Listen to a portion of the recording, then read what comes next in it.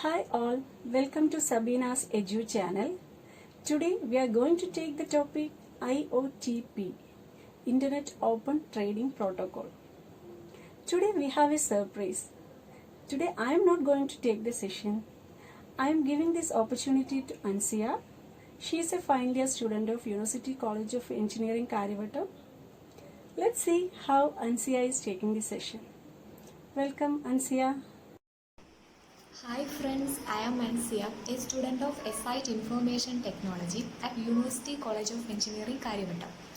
As Sabina teacher mentioned, today I am going to discussing about a topic is an electronic payment framework, that is an IOTP, Internet Open Trading Protocol. And let's be start. First, discussing about philosophy of a payment framework. Many security mechanisms specific to different payment system. The security mechanisms are technical tools and techniques are used to implement security services.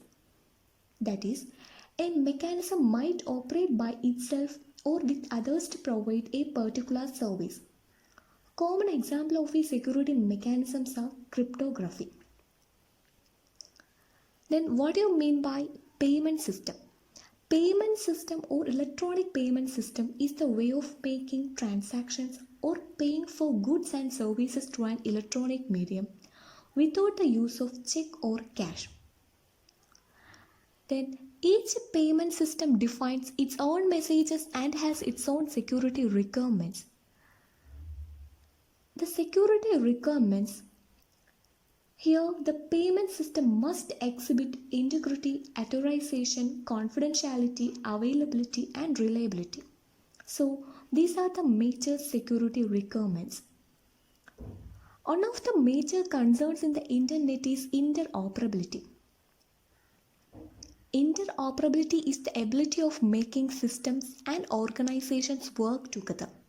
So, one way to achieve this, that is interoperability, is to define a higher level of abstraction. Higher level of abstraction means it is a common electronic payment framework that specifies a set of protocols and also that can be used with any kind of payment system. The type of electronic payment systems are mobile payments, DigiCash, item processing, wire transfers, card services like ATM, credit, debit, prepaid, and so on. We know many payment systems already implement their own security mechanisms. But at the framework level, there still may be a need for additional security. So, this is the philosophy of a payment framework.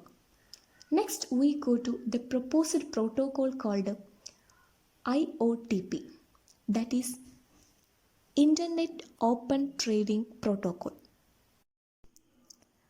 Next, we go to a payment framework called Internet Open Trading Protocol or IOTP. We already say that one way to achieve the interoperability is to define a higher level of abstraction, and that is a common electronic payment framework. Here, Internet Open Trading Protocol is an electronic payment framework for internet commerce whose main purpose is to ensure interoperability among different payment systems. As of the time of this writing, that is at April 2000, it is still under development. So it is an internet draft. We know internet draft is a working document that expires after 6 months. The IETF working group that is responsible has the same name as IOTPWG, where WG means working group and belongs to the IETF application area. What is IETF? IETF is the short form of Internet Engineering Task Force, and which is the main standards organizations for the internet. Then IOTP participant. An IOTP participant can perform on or several trading roles. The trading roles such as consumer, merchant, payment handler, delivery handler, merchant customer care provider. For example, a merchant can be a merchant customer care provider at the same time. Okay, then this protocol, IOTP protocol, describes mainly three things: content, format, and sequence of e-commerce messages, and that pass among the IOTP participants. IOTP is payment system independent. Why it is called a payment system independent? That means that any electronic payment system can be used within the framework, and also each payment system defines the specific message flows. IOTP messages are well-formed XML documents. XML is an extensible markup language, and which is a markup language that defines a set of rules for encoding documents in a format that is both human readable and machine readable. A predefined set of IOTP messages define a trading exchange. The trading exchanges such as offer, payment, delivery, authentication, etc. The IOTP transactions are built of one or more trading exchanges. Some of the IOTP transactions such as purchase, refund, authentication, deposit, withdrawal, etc. and they are built of one or more trading exchanges like offer, payment, delivery, authentication. Okay. Then we go to the general structure of an IOTP message. The given figure shows the structure of an IOTP message, and it consists of several blocks. An IOTP message, each IOTP message has a some of the blocks such as a transaction reference block. Simply we call it as transref block. A trading block. A trading block also consists of a set of predefined trading components. Then additionally,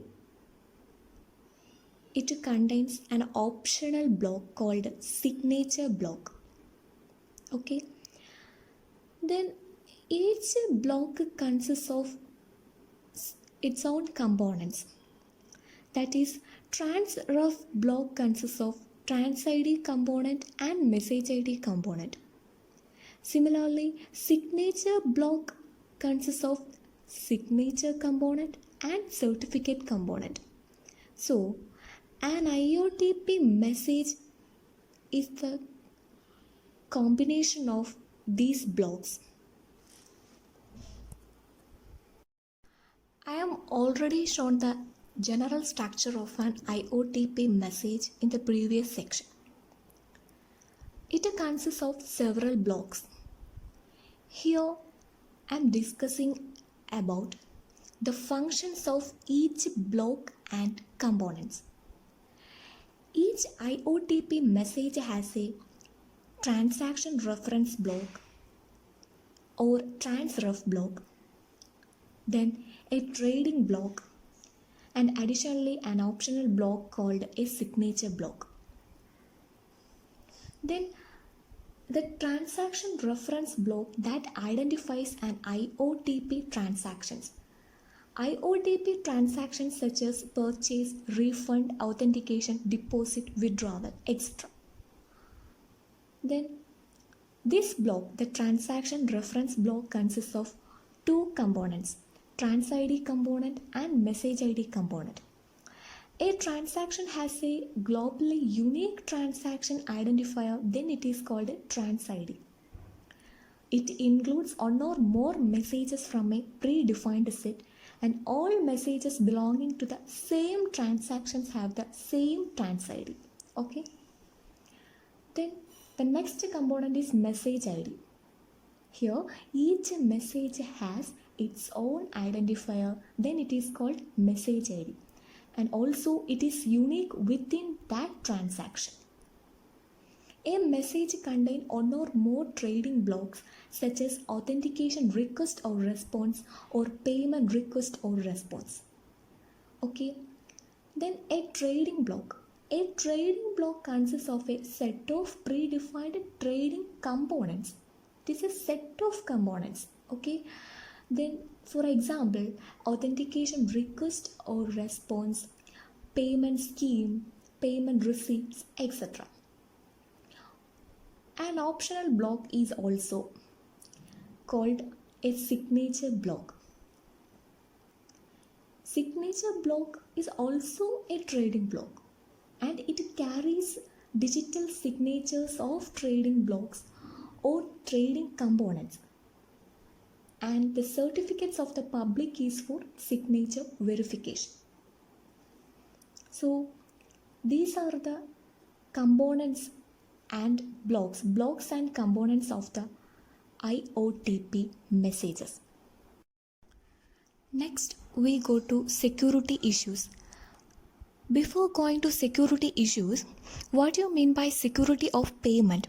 Security of payment refers to any system designed to ensure that contractors and subcontractors are paid even in case of dispute. Okay. Then the most payment system that can be used within the IOTP framework already have their own security concepts. There are some security issues that are covered by IOTP to provide optional additional protection. If it is necessary to consider payment security from an IOTP perspective, this should be included in the payment protocol supplement that describe how IOTP support that payment protocol. The major security issues are privacy, integrity, authentication, non-repudiation.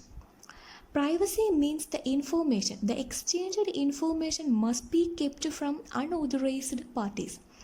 Integrity is the exchanged information must not be altered or tampered with.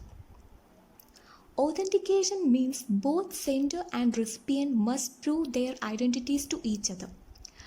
Non-repudiation is the proof is required that the exchanged information was received. Okay. Then, an IOTP participant can authenticate each other to an authentication exchange. That means trading exchange and transaction between IOTP participants. Some of the trading exchanges are offer payment, delivery, authentication, and some of the transactions are purchase, refund, authentication, deposit, withdrawal, etc. Already I am saying that IOTP participant can perform one or several trading roles such as consumer, merchant, payment handler, delivery handler, merchant, customer care provider. An authentication can be performed at any point in the protocol. It simply suspends the current IOTP transaction.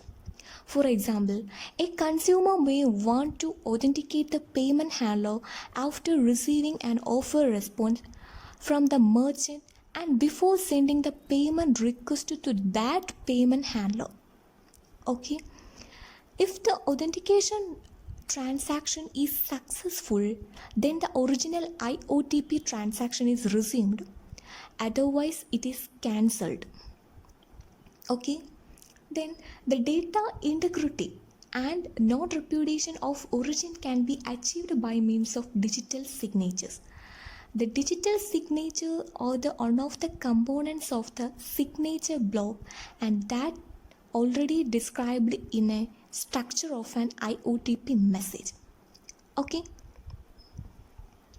Then, for example, A payment handler may want to provide a non-repudiation proof of the completion status of a payment. If a payment response is signed, then the consumer can later use the record of that payment to prove that it occurred. Okay? And this is the security issues. Then, finally, let me conclude that here we have already discussing about e-payment system and type of electronic payment system, security mechanisms, security requirements, electronic payment framework, and its proposed protocol called IOTP, Internet Open Trading Protocol, and finally its security issues.